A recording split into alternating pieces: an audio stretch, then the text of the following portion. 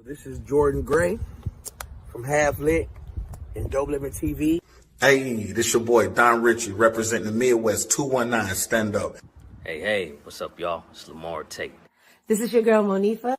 Hey, what up? It's your man Dave Hollister from Black Street. You know what this is right here. This Trigger Trench in the building. Hey, what's up, y'all? This is your boy Jason Weaver.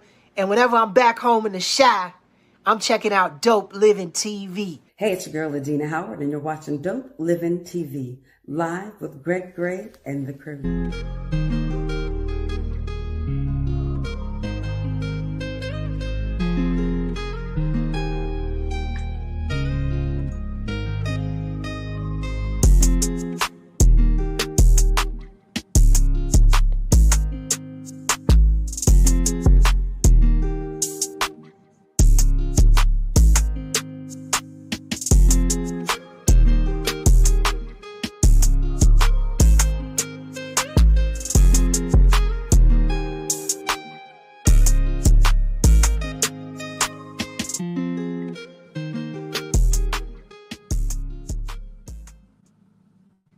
Yo, what's up? It's your boy Greg Gray. This is Dope Living TV Live.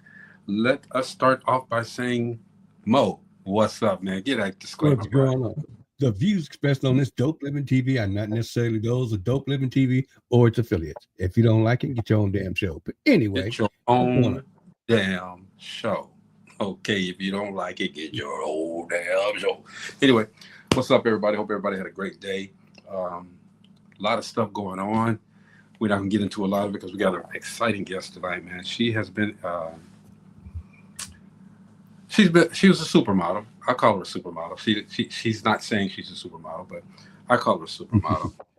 Turned union carpenter steward, all right? And now she has her own business. It's called Gott Street Blues, and it's working clothes for working women, all right? She's got a story to tell, and we definitely want to hear the story and get all the information we can. So ladies, it can be done. Ladies, this is an example right here. It can be done. Hey, before we get started, man, Jimmy Kimmel came back on last night. Yeah, he did. And you know, oh, I'm gonna wait till tomorrow. But anyway, yeah. Gotta get a little bit of that. I mean, he did what he's supposed to do as you know, working for the company. But my whole thing, Greg, what's wrong with the truth? But I can't, Gina, I don't know. I can't fathom. What's wrong with the truth? So now, because he's back on the air, Trump is mad and says, you know, he didn't have ratings, had this, and what did Jimmy say? He said, I got him now. Because of you, I got him now. Thank you. Thank you very much. Yep. Yeah, he said people watching me now. But again, man, we have an exciting guest on tonight, man. She was a supermodel. I call her a supermodel, but she was a model. I'm gonna leave it like it is. And she transferred from being a model to a carpenter, union carpenter steward, and she also has her own business. It's called Gott Street Blues. I want to find out where she got the name Gott Street. Okay. And it's working clothes for working women. Her name is Brenda Cumby McGee. We're going to call her Maxx tonight, all right? Because that's what they call her, right? Everybody. Hey. Hi. How are you? Awesome. Gina, we have the feedback. Yes. It's on her Facebook. So I'm going to talk a little so that she can get it all. Y'all got it? I can't hear you. Yeah. You can't hear Greg. So what we probably Maxx, do you have your phone on Facebook or YouTube with the show? I do. Okay, that's where the people back from. Yeah. Okay, so that's the problem. Gina's. There we go. So how do I get it out of Facebook? Because that's the only place he sent me the link. I am not tech savvy. Oh. Are you running? I sent you a link. You send me a now. right. Just cut off. You're gonna have to cut off Facebook. Okay. Is that better? Is that better? It's the same. It's the same. You can still hear the feedback. You gotta get off Facebook. I'm off of Facebook. I'm not on Facebook Are you anymore. on any? Nope. Are you on anywhere? The only other thing I have on is my camera, and that's the only way it'll come on. Is through my camera, but the camera doesn't. What's Okay. the solution mode? What? No, we're gonna get No, we're gonna get this into it. Thinking that she got another source. She may have either a second mic is on and they're fighting for. Yeah. You know what I mean? Yeah. Because when I put you on mute, the feedback is gone. So it's something that you have on. Maybe put another volume on. Hey man, log on. Jackie said That's my sister. She's really gonna talk about me. She's in tech. She's gonna talk about me. Oh my God. Help out. Jackie. All right, let me see what I can do here. Hang on a second, guys. Okay. We're good. Yeah, I'm really those titles are company. And how you go from to carpentry? Man, that's real sexy. Need money. You know, when you need money, you do what you got to do. And when your mama tells you you're going to do it, you're going to do it. So you guys want me to try this microphone on and see if it works? Yeah, we know. Yeah, we know that the microphone is going to get your in right. That's what I'm saying. I have another microphone, but I got to see if it actually works. See if it works. Can you hear me? Yes, we can. Hang on. Can you hear me? Yes. Yes. Can you hear us? Can you hear me at all? Okay. No. That's much better. That is much Because I can't hear you guys now, Oh, no. which is crazy. That's crazy. So you can hear me, but I can't hear you. Oh, it sounds great right now. Yeah, it's perfect now. Sound. It's perfect now. Perfect on ours. All right, let me try it. Hang on one second. How about this time? Can we hear each other? Huh? Can you hear Can you me? hear us? Can you hear me? Can you hear? Yes. We can hear And I you. still can't hear you. Why can't I hear you? Did you turn Jackie Cumby! Jackie, help her out, Jackie. This is terrible. Come on, Jackie, help her out. I just keep pressing buttons to see which one works. One of them gonna have to work it eventually. We're gonna go 5 I minutes. guess over. not. They're not working. Dad burn it. And is this You can't working? hear us? This ain't working either, right? Nope. Because I still can't hear you. So I'm gonna go back to my. Now you have to select your mic and speaker that you want to use. Go back to my regular. We can't hear you. He's trying to do it too fast. I put it up there. She's trying to do it too fast. Maybe No, she we should don't call. hear her at all. Maybe she should call. No, we Jackie. don't hear her at all. I don't hear you at all. On mute. Still gonna talk. Because I'm on mute. We still gonna talk. So- Still gonna talk about it. Okay. Jackie gonna talk about me bad. My sister is not nice. Oh my God. I asked her to come Try on. to too. volume down some. Is that better? Is that better? Is that better, Gina? Is that better, Gina? Does that sound better, Gina? Chest Yes, watch. ma'am. We still getting the feedback. I don't understand this. I ain't never had a problem on Yard Stream. Let's just work with this. Let's just work with it because I'm really interested in hearing all of the backgrounds that you have because it's such a diverse background. Okay. I just wonder how you pivot from one to the other and still look as beautiful as you are. Oh, well, thank you, Gina. That's so sweet. Started out as a tomboy, played with my brother, John. John had a red Tonka truck that I was pissed that he got a red Tonka truck for Christmas and I got a baby doll in a carriage. I was hot. Didn't like that. So I used to beat Johnny up and take his truck. And my sister can attest to the fact that my brother was very short and small. And us 4 girls used to just jam him up and just take stuff from him. So Now. I started doing construction sites in my mother's garden with this Tonka truck. And she had gotten me this conveyor belt when I went to do groceries with her because she would have us go be runners in the grocery store. So I would make construction sites. But at the same time, I was sneaking into her closet dressing up in all her clothes Because, you know, back in the day, they had the matching shoes, the gloves, the hats, all that stuff with their outfits. So I'd be sneaking around in her closet dressing up. So by the age of 12, I wanted to be a model. And my mother was like, you walk like a herd of cattle when you're upstairs. Because I was tall and I would walk heavy. And she's like, you need to go to finishing school. And I was like, oh, okay. So I found Austin's modeling and finishing school down in Dearborn, Michigan. I was 19 years old and I started that. And took about 18 months, I think. Got my little certificate. Went to in and out of Detroit. Had a couple of agencies I was trying to get into. Nobody wanted to actually bring me in because I was kind of like, they didn't know what to do with me. That's what all I ever heard. We don't know what to do with you. You don't look black, you ain't white, you're not Hispanic. So, you know, I kind of got in that whole thing and it was like, whatever. But I used to shoot a lot down in Detroit with a photographer named Vic Talipa. And so at the age of 23, it was time for me to move. So I moved to Chicago. Came to Chicago, started, you know, doing all the go-sees, getting an agent, all that good stuff. Did that, and you know, I'm 23 years old, went to Italy, it didn't work out for me, came back, working, doing odd jobs, modeling when I could. I could never get as skinny as the girls in the industry. I'm just a big bone girl. So I couldn't get that skinny. So work wasn't plentiful for me until I got, you know, close to my 30s.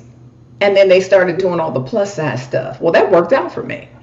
So I'm doing plus size modeling. I'm starting to make money and I could eat on the shoots. There was nothing wrong with that. We loved that. We used to taunt the skinny girls and tell them, you know, they come by looking at us and we stuffing our faces with bagels and cream cheese and all that stuff because they tell us, you guys don't lose no weight now. Don't lose any weight. Okay. So we throwing it down. And so then I started doing trade show modeling because it was just easier for me to do. You didn't have to be super skinny to do trade show modeling. I met a man named Larry Cooper on the Anheuser-Busch booth that I was modeling on. Larry and I became fast friends, just chatting away, blah, blah, blah, blah, blah. Larry was one of the few black men who were a consultant for any large company. And so we just chatted, and one day I just told him how the booth was built. He said, well, you know, we're talking, and I said, well, this is like this. He's like, how do you know that? I said, because I'm looking at it. I was very good with mechanical. That's the only thing I ever scored 100 on the aptitude test. So I traveled all over the country with Larry doing Anheuser-Busch. Got some of my girlfriends, brought them in as models, trade show models, and we had a good time. And then at the age of 34, I started to have some medical issues, some female issues, and I had to get some surgery. Unfortunately, modeling doesn't pay insurance. I wasn't making enough to have money to pay for an insurance. And at the time, that insurance was just over $11,000. I literally had to go take out a loan. Wow. For surgery. And so my mother came up to take care of me. She's sitting at my desk. I'm in a small 1-bedroom apartment. I'm on the couch. The phone rings. I go to get up to get it. She's like, I got it. I hear my mother. Hi. Yep. Hey, how you doing? Okay. And she's like, yeah, she can do that. Okay, she'll do that. Yep, she can do that. Yep, no problem. She'll do that. And I'm sitting here like, well, who is she talking to? And what am I doing? So she gets off the phone and I'm like, well, you want to tell me who that was? Oh, that was your friend Larry Cooper. I said, oh, okay, what's up? She said, you're going to be a carpenter. I said, I'm a what? She said, you're going to be a carpenter. And I turned back into that 12-year-old girl and said, okay. Because that's what you do when your mama tells you got to do something, right? Right. So, and as she said, you don't have any health insurance. That modeling ain't doing nothing for you as far as, you know, taking care of you. And my parents were older. So that's also an issue down the road with me. And so once my 6 weeks of you know. Boy, now the Carpenters Union with a gentleman named Scott Martinez. And you could either go through apprenticeship or you could go with a company who was going to train you on the job, but you just had to prove that you were working with them. So that's what I did. That's how I got into the Carpenters Union. And I went down there with him, with his display services, and I stayed in the trade show industry. at McCormick Place. I was one of the first black women to come in as a carpenter and actually stay there. And it was funny. My first day was hilarious. I come in a pair of cute little overalls. They were just like, fashion overalls, white t-shirt, had the red bandana on my head, had curls hanging down and everything, came in gym shoes and a little teeny tiny pink plastic toolbox. So I thought I was cute until I realized I'm freezing in here. It's April. I'm freezing in here because once, they got all the doors open, so all the concrete and steel is cold. And we're right on the lake. We were in the East Building on the lake. So if you live in Chicago, you understand that wind coming off the lake. So let's fast forward this 5 years. I was in and out of McCormick Place carpentry shop in the building. They had asked me to come in and work in the building. So I went in and I realized I didn't like it. I didn't like the 8 to 4:30 thing every day. It was the same. When you're on the show floor, it's always different. So you get to build stuff, you get to see what you did. 4 days later, you're going to come back and tear all that down. And then you start all over again with another show. All over, yeah. So that's what I liked. But year 5, I got a call from my local president. And he said, hey, do you want to try being a carpenter steward? And I was like, what?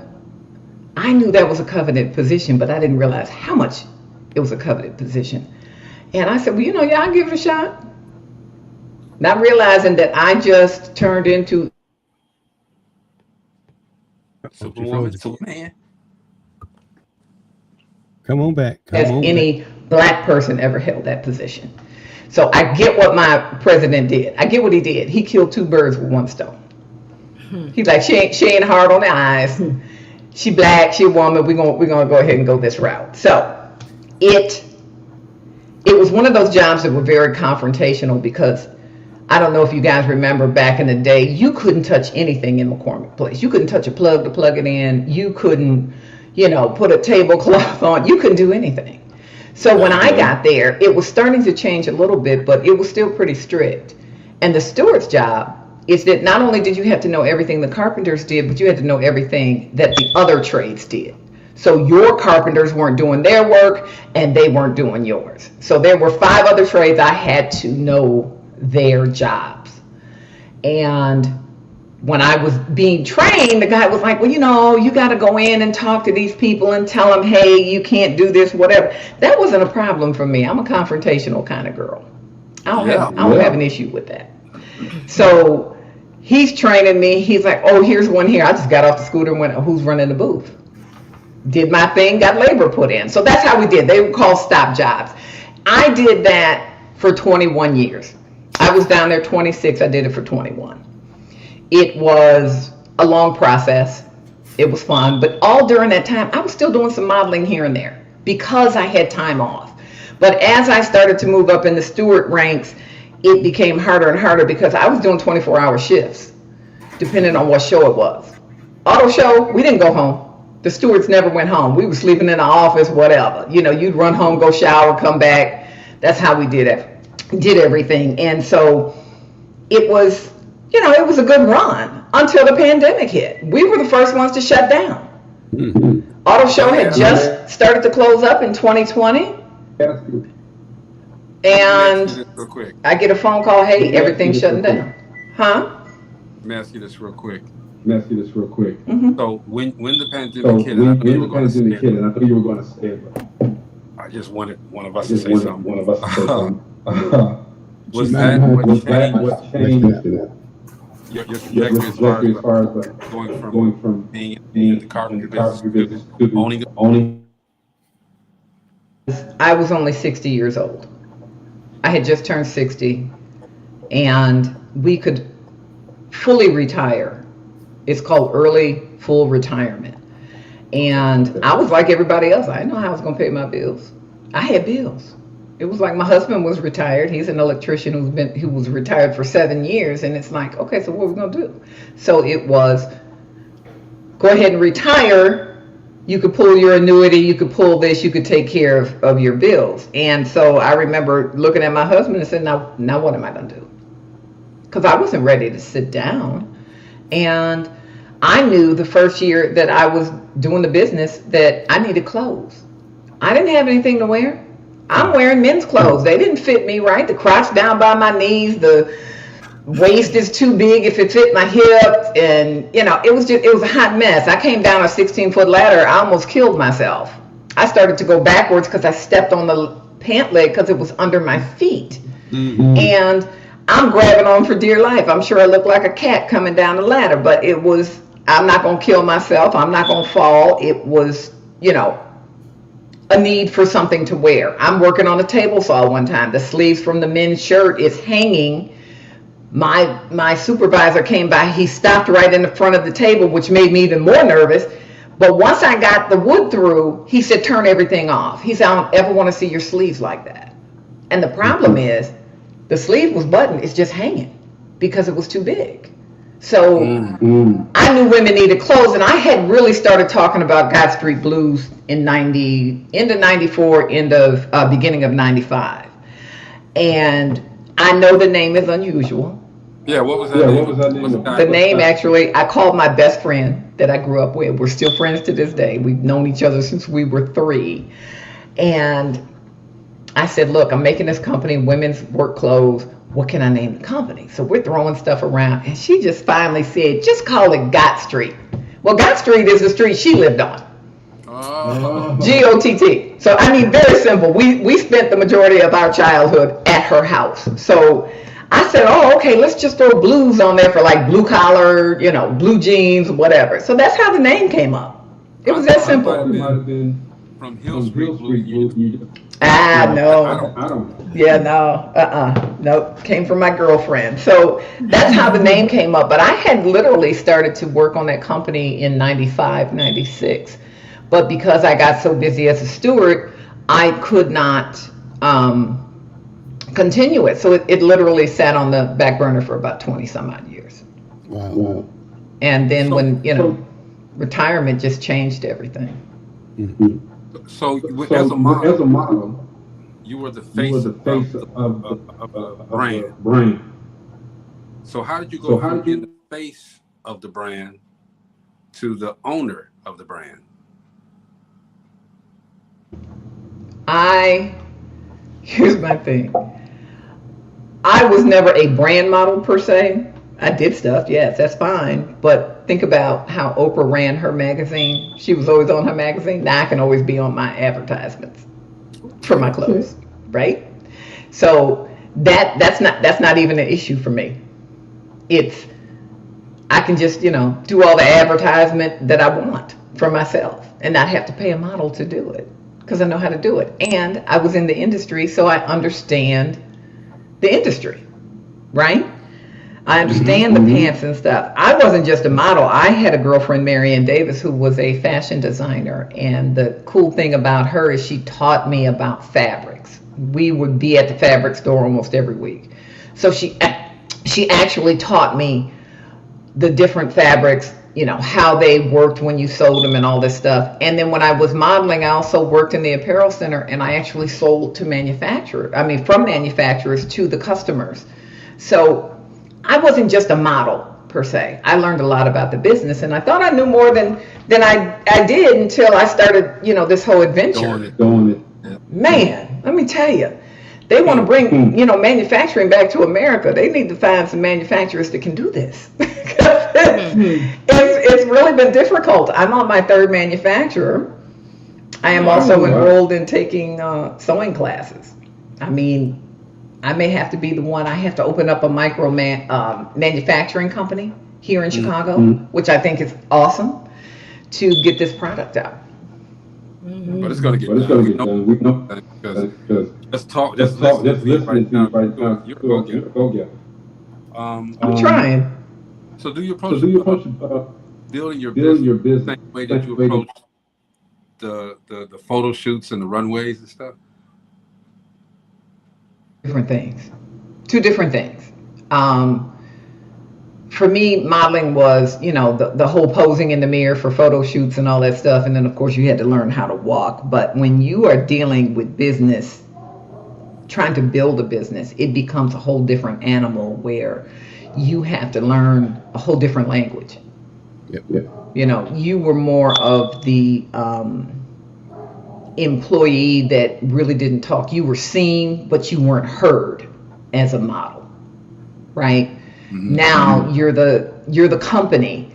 You have to talk. You have to be heard. He's so funny. So you have to be heard, and you have to understand what it is that you're trying to put together.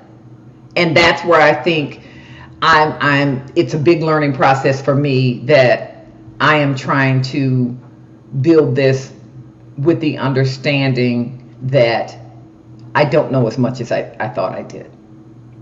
I have learned so many things in the last 3 years, it's scary. And that's fine. So how do you stay motivated when things don't go as planned? Well, when you're a 2-time cancer survivor, you don't give up.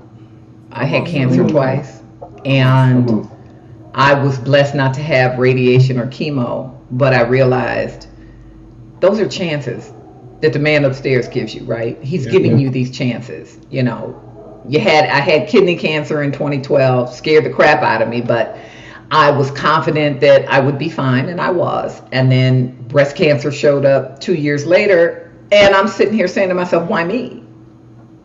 And I had a girlfriend look at me and she said, why not you? I wanted to punch her in the face. I ain't gonna lie. But I was like, what the heck? Why am I going through this? And it just made me realize, you know, time is something that we should cherish. So I just decided, if I didn't give up then, I'm not gonna give up here. It's just it's a bump in the road. You know what I'm saying? It's a pothole. Hit it, keep going. Tire might blow out, but you got to go and get your tire fixed and redo it. So that's how I approach the business when all this crazy stuff happens. I had my first manufacturer ghosted me for 8 months. He had all my materials. I'm like, just tell me you can't do it. So that was the start of it. Then the second manufacturer, oh, we can do this, we can do that. Then it became they couldn't do it because they didn't have the right machines to work with the fabric I have. It's heavier. And then she wanted me to change my design. I'm not doing that. Then I had to learn about trademarking. You can't put your stuff out on the market without it being trademarked because people will come after you. My stuff is trademarked, and I had somebody come after me. They wanted to challenge my trademark. So when I called my attorney, she's like, you're fine. What they're doing is trying to scam. She said, and the scammers are so bad now they call my office. I was like, what? She's like, yeah, and I'm the attorney. She said, but we did have to expand the trademark. Then I found out because of certain things on the pants, I have to have it patented. So it's now in another production of having 3D sizing. And Gina, you will know this better than any woman. Fit is everything. Fit is everything on a pair of pants, and women don't get it. And the other thing that's everything is pockets. And I don't understand why men don't understand we need pockets. Because we're working. You guys have pockets on your work pants? Right. But Max, I'm curious, what's your height? 5'10". See, you have to, I have to say I'm 5'9". Okay. We can't walk in the store and buy a pair of pants that's long enough for us. Nope. So it's very frustrating. Very frustrating. And it's also frustrating if you got a backside, because you know when Jordache and Gloria Vanderbilt and all that kind of, those jeans turned into for the flat butt women, right? If you didn't have a butt, you could wear those jeans. Black women couldn't wear those jeans. Amen. Women wear. So exactly, Mo. Exactly. So it was, my thing was, I'm gonna make these jeans fit right. And I also brought them up on your waist. But the one thing I never liked working is that mid-rise jean, and then you had your fat hanging over it. So you had the muffin top. It's uncomfortable. You got a tool belt on, you got a belt on, you got your pants digging in your fat and everything's kind of falling over it and everything. It's horrible. So I said, let's bring it up on the waist. And I don't put stretch in my clothes because stretch breaks down quickly. Yes, you can get into smaller sizes, ladies. That's wonderful, all that stuff. But the minute you start working with stretch fabric, it starts to break down. Yeah. So your clothes don't last longer. Women want cheaper jeans for women's work clothes because they are expensive to make. But they want them cheaper, so they're like, can you put stretch in it? Yeah, no, because it's going to break down, and you're going to spend just as much money if you got one good quality pair of jeans. So we use 100% cotton, and we're also finding that women's shapes aren't like they were when we were coming up. I mean, my sister can attest to being in girdles at 13 with, let's shape that body. So these women are shaped thicker. They're more straight. Their waists are just as big as their hips. And when I had a huge fitting for my first run of samples, it was a fight up in here trying to get these women in the larger size jeans. I'm not that size. You got 52-inch hips. You are that size. You know what I'm saying? You are that size. So it's trying to it's trying to, really teach them that, one, it's okay to be that size. You guys like a woman with meat on her bones, right? Oh, my thing is, we talk all this stuff in the industry about empowering women, but then we turn around and tell them you should be a smaller size. And that's a bunch of BS. It's a bunch of BS. So I have come up with super deep pockets in the front. You could put your chapstick in. You are not going to lose it by the end of the day. Because my jeans had 2-inch deep pockets, which was a joke. I couldn't put anything in them. I had all kinds of keys hanging off of my body. My back pockets were small. We enlarged the back pockets. We figured out a way to try and make the jeans last longer by kind of coming up with a way so the friction when you're walking and the inner thighs blow out. We can slow it down. You're never going to fix that, but you can slow it down. So we're doing all these things that women will tell you they want, but the manufacturers aren't listening. They're just not listening. And you taking up there. Brenda, you did a good thing talking. So when we're talking, mute out. Okay. That way we won't get the echo. See, there it is. Look at that. It's fixed. She did that though. But so that's interesting the way that you look at it. All right. But I know through this whole process, motivation had to be there. Did you face people that were doubting you when you started doing this business? And if you did, how did you handle it? Not really. I did not. Even when I was talking to money people, their thing was, it's retail. They consider it retail, but it's also a niche, and it's a specialized niche as far as they're concerned. So their thing is, let's see how far she can get on her own and then come back with your business plan, come back with everything, and then, we'll go from there. So I am now at that point. I have exhausted all my funds. I bootstrapped as far as I could bootstrap, and now I'm just working on finishing up the business plan to send it over and say, hey, this is what I need. The profit part, that's the good thing, okay? And when you get to that point, it's like a waiting to exhale moment. You can breathe a little bit. All right. What's been the proudest moment, the proudest achievement that you've had starting this business? It was probably getting that first run of samples done. It was like all that work I put into drawing a picture. I mean, I'm not a super artist or anything, and then for it to be translated from that paper to the pattern maker. And she actually got this pattern made that the manufacturer could take the pieces and put it together. So I think that was my proudest moment so far, is that I actually had the pants made. Making That's your what's own up. pound. Yeah. So are these, you have to be proud. Are these cutesy little cutesy? I mean, because you're at work. I said that 5-6 times today. You're at work. They're not cute, but they're fashionable and they're functionable. Okay, there's function to them. The first pant that I came up with has a lot of stuff going on it. I put everything on there that I wanted. I can't tell you all those good things because those are the things that are going to get patented. But the thing is that they looked nice on the body. When I got them on the body, they looked really good. and they washed out well. And the thing is just teaching women about 100% cotton pants. You wash them inside out. You don't wash them. You don't just throw them in the washer. You pull them inside out. And what these women don't know now, what I like about teaching them is that once you break in a pair of 100% cotton pants, there's nothing like them. Man, them pants they're the best. They just, they fit and hug everything that's on you. And these women don't know that. But they looked very professional and they're very functional for women. So what I had to do was make a huge pivot and take my first pant that has all the bells and whistles on it. That is now the premium pant that will be custom made to a woman's body. Okay? Not going to be cheap. And when they're made in America, they're not going to be cheap anyway. So we pivoted to a basic pant.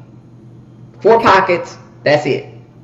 No bells and whistles, but it's a basic work pant that can be the bread and butter of the company. So it'd be like a Carhartt by Maxx. Yeah, I don't see any reason why, you can't still, even though it's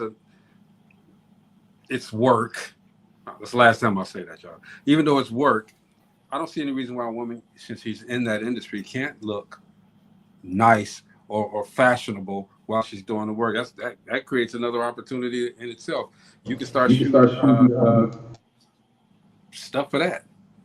But they do look fashionable. They're just not fashion. And I can't say that because then the banks will be like, oh, it's just a fashion jean. You don't ever want to say that, right? So the thing is a woman is going to feel good about herself when she walks in a pair of my pants. They look nice on her. They got all the function that she needs, and those pants will last her a good 6 to 8 months. And that's important. And that's interesting for you to say because I have this suit.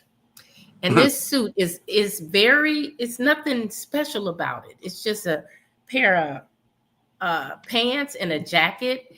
And everywhere I wear that suit, people tell me how good I look in it. Oh, it's nothing special about it. There she go. And that's the look that we are going for, especially women with our height that can't walk in the store and buy a pair of long pants. So that's what we look for. We want something comfortable. We want something that's going to fit us very well, not show our ankles, and that's what we're looking for. I'm telling you, my husband paid $150 a pair for my pants. But a good pair of pants is not cheap. They're not cheap. And if you're looking at a pair of work pants, they initially, now you have like say Dickies or Carhartts or something like that. Those are unisex sizes. What they've done is taken that man's pattern and they throw women's numbers in it. That's why they don't fit these women well, right? They're not making them for women. They're like, okay, we're going to take what we have, we're going to modify it a little bit, and then we'll throw this number in there. Well, those pants don't work. And then they got people designing stuff who've never done the job, and they're putting pockets in odd places. I just sit there and like, why would you put that pocket there? So I think I have the advantage of having done that job for 26 years and understood everything I wanted on a pair of pants, and then having the modeling background and the knowledge of learning fabrics and talking with manufacturers when I was at the apparel center. So I think that's where my greatest advantage is with the company and why the company is going to be extremely successful.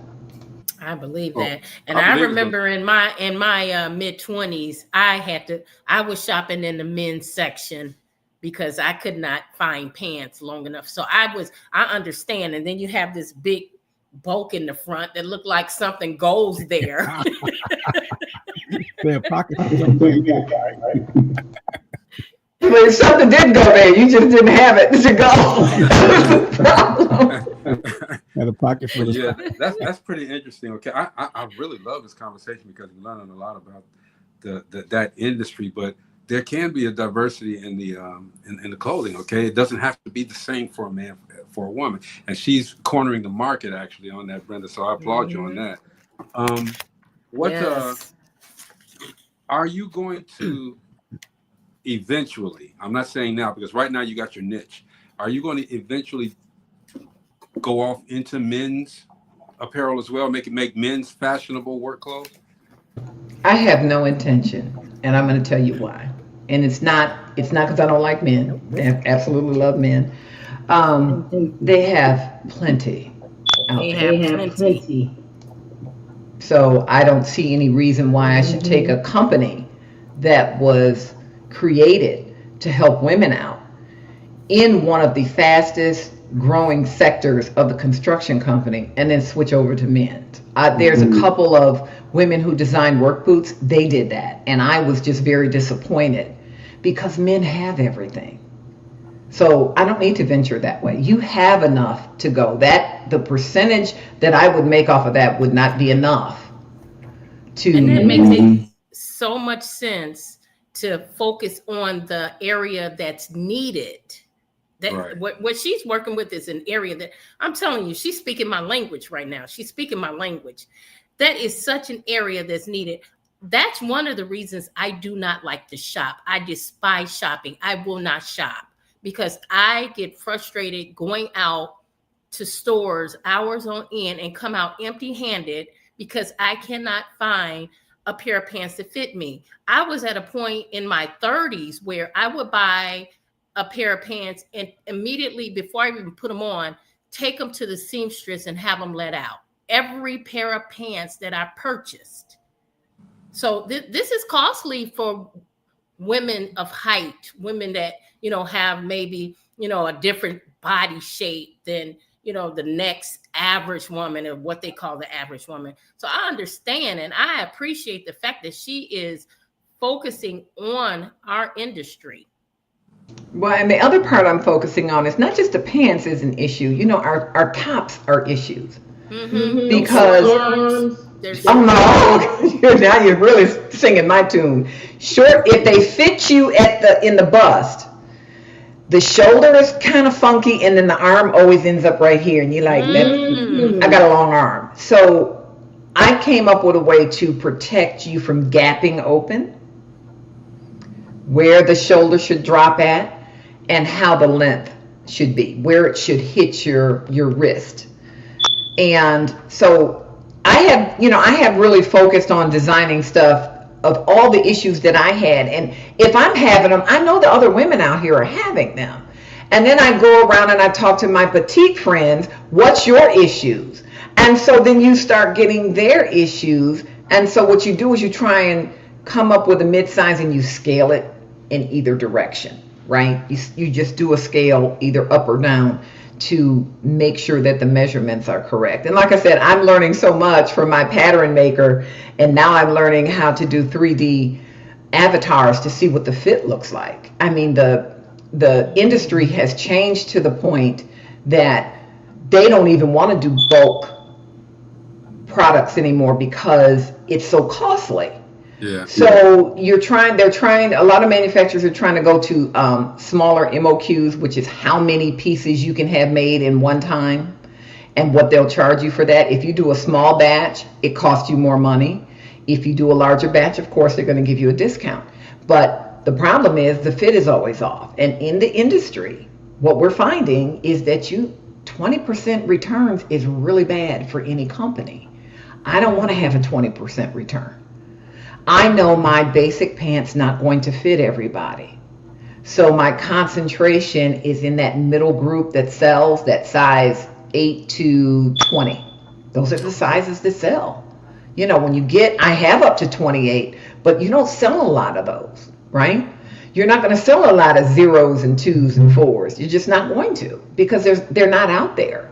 Right, but what I have studied is my secondary market, which is DIYers, which is gardeners, because those pants work for them as well.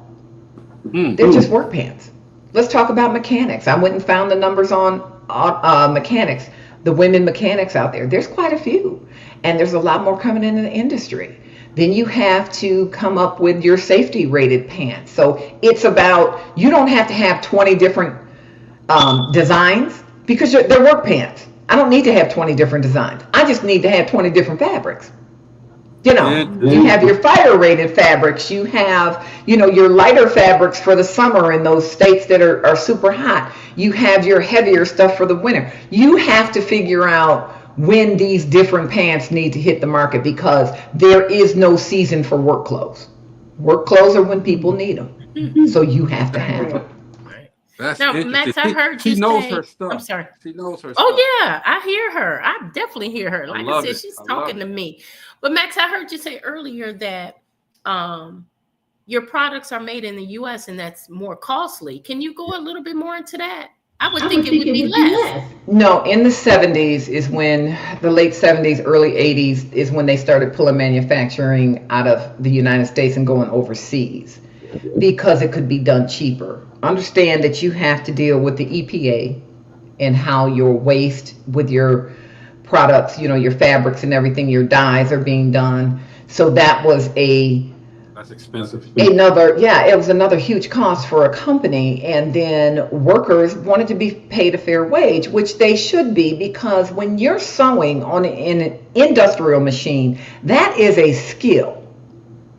You're no different from me being a carpenter, knowing how to use those tools, because you know how to use that machine. Everybody doesn't know how to use that industrial sewing machine. So that's a skill, and they should be paid well.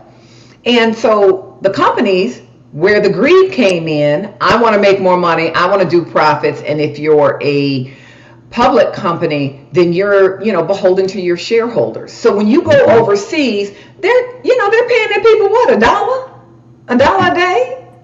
These people were making peanuts, and they were in horrible, horrible conditions. And if you go back in the history of manufacturing in this country before the EPA stepped in, women were literally dying from the green dye they were using on clothes. Their skin was absolutely sloughing off of them. You have a high rate of cancer in these manufacturing companies because of the fibers they're breathing in. So when I talk about doing a micromanagement thing, manufacturing, I have to think about their health, my health, sitting in some place where you got fibers blowing around all day. So here in America, we have to worry about the environment, where in these other countries, they're not worrying about the environment. They're getting better, but they're still not protecting their workers as much as they do here. That's why it costs more. That's a very expensive entity right there, that environmental stuff. I know that for a fact. And if you mess up on that, you can get fined really heavy. So I mean, I applaud you on that. She just thinking. She got every piece covered. You know what I'm saying? I love it. We're trying. You got it, girl. Let me ask you this though, because we're getting to the end here. If you had to sum up your whole journey in let's say one word, what would it be? 2 words, 3 words. Use as many words as you want. But if you have to sum it up. I just have to say that I have absolutely been blessed to be able to learn and retain the information that's been given to me, because it's a lot, and that I have the wherewithal to tackle it.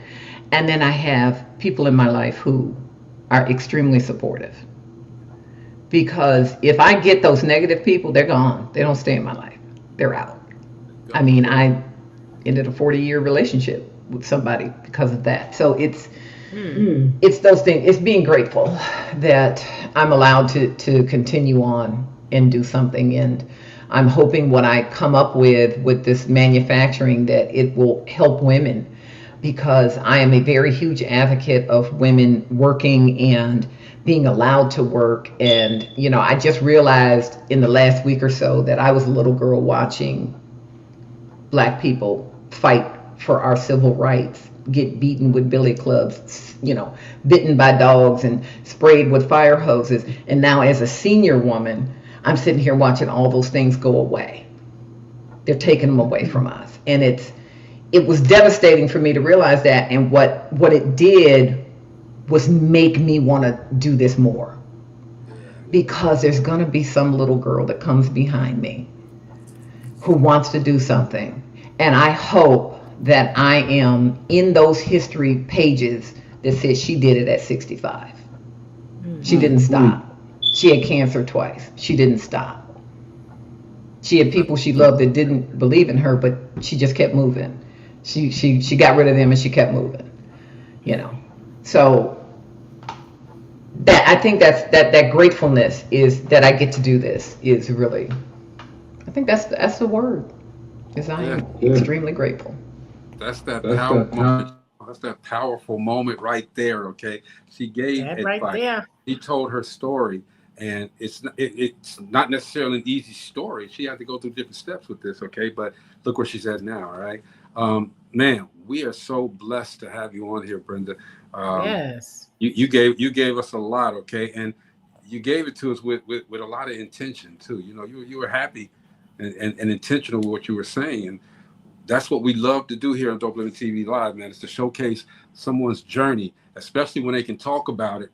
You know, talk about it and make us understand certain points. Okay, we don't do interviews. We do conversations. This was a great conversation. What's next for you though? What are you building? Empire or oh man, I plan to be global. I plan to be, you know. My only thing is I have to wonder about succession. So, you know, I have two nieces. One's in her 50s, one's in her 30s. It's like, you girls gonna, you know, you're gonna come along for the ride or you're not gonna come along for the ride, you know? So it's how you build it. I just want to see Gott Street be a global brand that women can trust.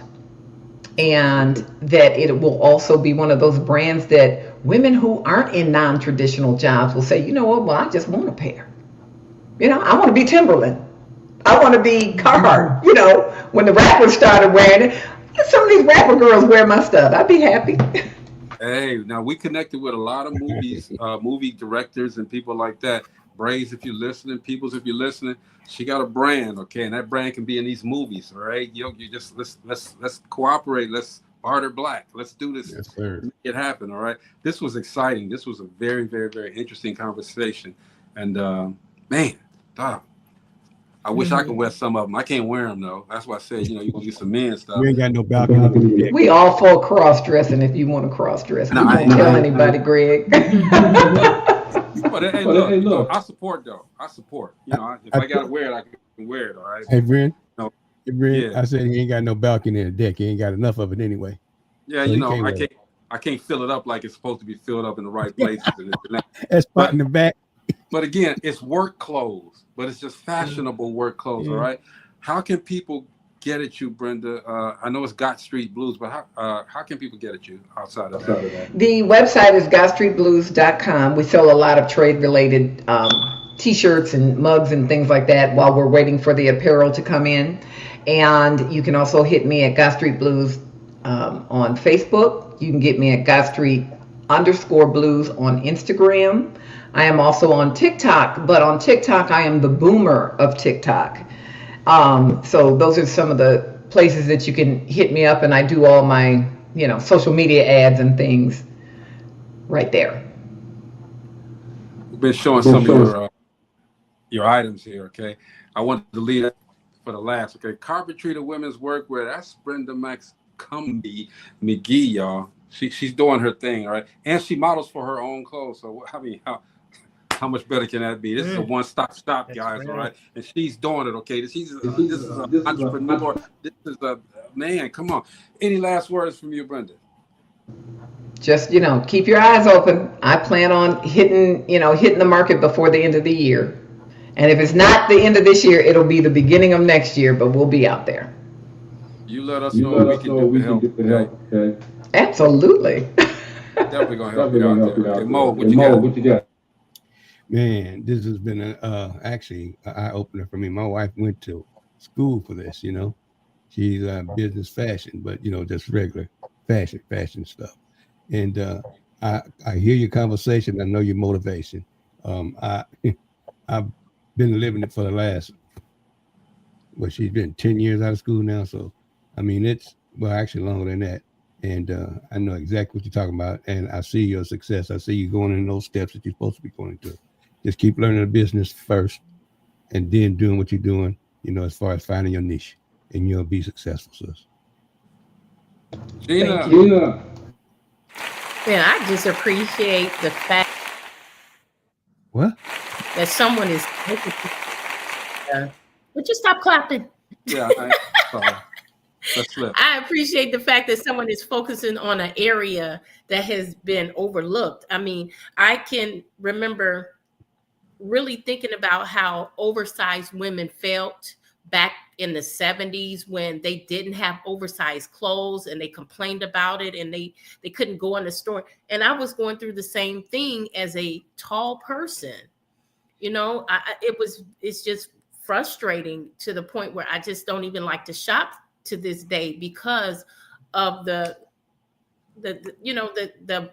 walls that I was going through. And I one day I did ask. I asked I don't remember what store I went in, but I said, why don't you all carry long pants, long trousers, long clothes for tall people? And they told me we don't have a market for it. I'm not a market. So I understand why the oversized women felt the way they did, because I was feeling the same way. It wasn't because I was oversized, but it was because I was too tall for everything that was in the store. So the fact that you are looking at that, man, I'm just like, somebody hears us. That's how I feel. You really hear us. I mean, because I was in the same boat. I understand what you're saying. I was there. I remember the first time I saw a tall girl shop. I was like, oh my God. I couldn't fit that stuff either. Didn't fit my hips and butt. So it was like, okay. But, the other thing is, I think you're going to start seeing in the manufacturing industry of more custom made clothing. They're going to cost more, but they're going to be custom made so everybody can have something to wear. Big and tall men's clothing. Why not have big and tall, women? That's Lane Bryant, right? Lane Bryant still wasn't tall. It was still hard to find tall. They were just big. They were just big. Not to mention the their clothes are too big for me. My bad. Because I did see a stampede come out of them stores sometimes. Stop it. You heard him. I thought it was Wild Kingdom coming out the devil. Anyway, Brenda, it's been a great look. This is my last comment. Okay, she has beauty and brains. Okay, guys, and that's a lethal combination in business. You're doing it your way. You're carving your own niche, and it's working.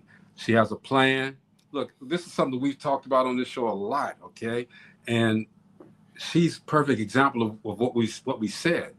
So, young ladies out there that are trying to do this type of work or any type of work, there's an example right here in Maxx that it can be done. You can't sit back and wait and think that you can't do it. And somebody continuously does it. She's copywriting, she's trademarking, she's doing all of this stuff. Okay, the steps that you need to take, it can be done, and she's proving that it can be done. Brenda, we appreciate you so much for setting that example, laying it down like that, girl. What? Come on, man. She did that. Thank you, Greg. I appreciate it. And whatever we can do is probably whatever we can do. Let us know. We're here for you. Okay. Absolutely. I'll take all the help I can get. Definitely. We're here for you. All right, that's it, y'all. I have to follow you because I need her wear. I need her wear. Follow her. Tell everybody. Tell all your friends to follow her. Make sure everybody just follows. When she's walking down the street, tell them to follow her. She's probably going to make some clothes. All right. Well, you know what? You know what, Greg? She need to talk to Rachel Gary for a master class.